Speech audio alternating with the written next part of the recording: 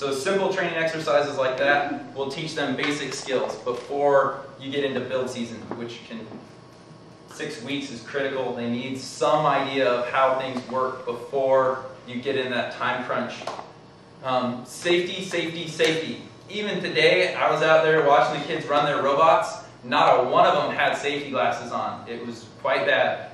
If you go to a regional, you don't even walk into the pit area without safety glasses on. It's essential. Especially, like I tell my kids, if you have a tool in your hand, you should be wearing safety glasses. You should be protecting yourself and be aware of safety at all times. Robert Steele at Aviation has a great safety program. If you want to ask him, I'm sure he'd be willing to give it to you. Especially when things are spinning. Anytime something spins, if it's not clamped down or there's a sprocket on the end of the shaft, that thing can fly off or it's not bolted down enough. Things go flying everywhere. People can get hurt. Promote safety, safety, safety, safety. It's huge in first, and you really don't want to be the guy where the kid cuts his finger off. Because that would not be fun. I really hope that doesn't happen to me. My first year teaching, I teach physics, and you do the little spin around on the stool thing, and you put your legs out, and you put your legs in, and conservation of momentum. Kid brings his legs in and starts spinning so fast, he falls off the stool, cracks his skull open. Blood all over the floor. I'm like, my career is seeping onto the floor because I'm the first year teacher where a kid cracked his head open on the ground. And that's just doing like a really simple demonstration that everyone does in a physics class. But I was the lucky guy. The kid fell off the stool. So safety, safety, safety. Did he have safety glasses? No, he didn't have. He should. Now when I do that one, I tell that story and I make them wear a ProTech little bike helmet. Yeah, so they don't. Then they won't volunteer to do it because they have to wear a helmet and look short. Preseason activities you can do is building the crate and building your cart. You have to have a crate because you have to ship your robot. Again, you can teach them basic skills: how to use a saw, how to measure. All those things, building your crate. Building a cart, you've got to have a really good cart. If that's one preseason activity to focus on, is build a cool cart. You have to go through doorways and over things and use rubber bills too. That's one thing. Do not use little baby casters for your cart because you have to go through doorways and up and over things, and those little baby caster wheels do not work. Get yourself some solid rubber air-filled wheels for your cart. They'll maneuver over entryways and stuff like that a lot easier. And again, building those things, even with wood, they're not working with aluminum right away. It teaches them how to use tools and whatnot, how to work together and design something as a team. This year we did something new that we haven't done. The NXT Robots that they use in the middle schools, we bought a couple of those, bought like 5 of those kits, and those are kind of fun little challenges for rookie team members. You can just do simple stuff like a sumo challenge where the 2 robots drive at each other and they push each other out of a box. That doesn't take any real intense programming. It's more about designing something for a task. That's been real successful. We've done a couple of those where the rookie kids can just come in, they play with the Lego robots, it's programmed for them, and it's just about research and designing something for a task and working together and deciding what should we do, because we put them in groups of 4 or 5. They decide on a design, they build it, they test it out against another team, they redesign, they test it, they redesign. That's what engineering is. Think about what you think will work, test it, redesign until you win. Right? So the NXT bots, those are $250, $300 kits. It cost us some money this year, but it's been a good training exercise for those kids to just be able to come in and build something for a specific goal. Where can you get more information? First website, you can get stuff on NXT hits for sure. Anything basically, if you need information, first website has links. It's all there. Where do you store all the team's funding? Is it in a bank account? Or? It's in. I run all my funding through ASB. Okay. So it's all through an ASB account for my club. So when I spend money, a lot of times I'll put things on my Visa card. And then I go to the ASB lady and I'm like, here, I spent $500 on tools. Here's my receipt. I get a check back in a week. But it comes out of the robotics team account. You can also run it through a PTSA account, Parent Teacher School Association.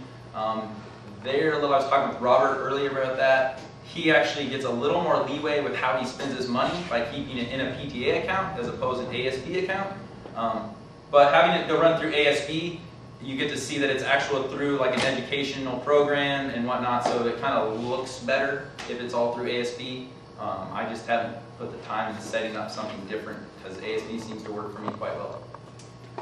Mr. Fernandez, back to the NXT bots. Yeah. Those are the Mindstorms ones, right? Yeah. Yes and no. The Mindstorms are different than the NXTs. So did you actually buy first kits then? Were you able to buy first kits? We're using the, what is it, the Texas Instruments NXT bots this year. The Mindstorm Lego bots, that's what they use in the elementary schools. The NXT ones are the ones they use at the middle schools. No, that's not Am good I wrong? terminology. That's not, because Mindstorm's next. I mean, I'm an FLL coach. Okay, And then you'd be better in that. well, I can answer only about for the FLL program, which is the elementary and middle school program that FIRST administers. That one, you have to have an FLL team in order to buy a FIRST sponsored kit, and it's a different kit than the retail kit. The retail kit has many fewer pieces and that sort of thing. And the retail kit has the basic sensors and the motors and all the basic stuff that you need. It costs $250. You go down to the store and you buy it. Yeah. The first kit for FLL is all just Lego parts. It's not got, you know, it's not the FTC challenge. Right. Piece. That's the first tech challenge, which uses a NXT brick, but it also uses other parts. So is that what you have? We have the retail kits that you can just go buy. It's the NXT box. It comes with the basic sensors and some Lego pieces. So then you're just buying a retail kit for $250. Right, because like you said, I don't think we can get those first unless you have an FL program. You can't get one of those unless you have you can only buy one per your team, and so it is restricted. Yeah, what I'm getting at here on that is, you know, I understand that National Instruments is, of course, providing software, LabVIEW. Yeah. And there are some plugins for NXT that apparently will work for LabVIEW. Wanted to find out if either in that case or in this case here with FLL, have there been any successful examples of utilizing the plugins for LabVIEW? I just want to say that the programming language for the NXT kits is based off of National Instruments LabVIEW, so it is actually a very similar program. It is LabVIEW underneath. Yeah. So the kind of the simple veneer that you see as a NXT programmer has kind of the very simple top layer. Doesn't look exactly LabVIEW-ish, but then you get down to the actually how you put variables in, how you do all that stuff. It looks just like LabVIEW. Yeah, and so it's a good training. Yeah, and what I'm looking for is I'm trying to find out if there's been any specific examples where people have used LabVIEW 8.6 and been able to effectively use the Mindstorms plugin and program those robots. I can't really speak to that. I've only done FRC. As far as I know, like they've been saying, the NXT bots are kind of LabVIEW underneath. It's similar. Yeah. My experience with that is very limited. It's something we're doing new. And we're not even really training the kids how to program those little NXT bots. Okay. Our programmers write a very simple code prior to it, and then they just design it. So we're just using it for like simple, design something and see if it works kind of tests. Okay. Barton Place is one of our mentors. He's a FLL guy as well. He's heading up something this year. I can get you in contact with him. And he's been doing Legos with his kids since they were wee little types in elementary school. Okay. Recruiting kids and mentors. Make posters, get yourselves on like the daily announcements, go to your science and math classes, get those teachers to put things up, promote that as much as possible. If you offer free food, kids will show up whether they're interested in robots or not. At least they'll show up, and maybe you can grab a few of them off the street by offering free pizza. It works, believe it or not.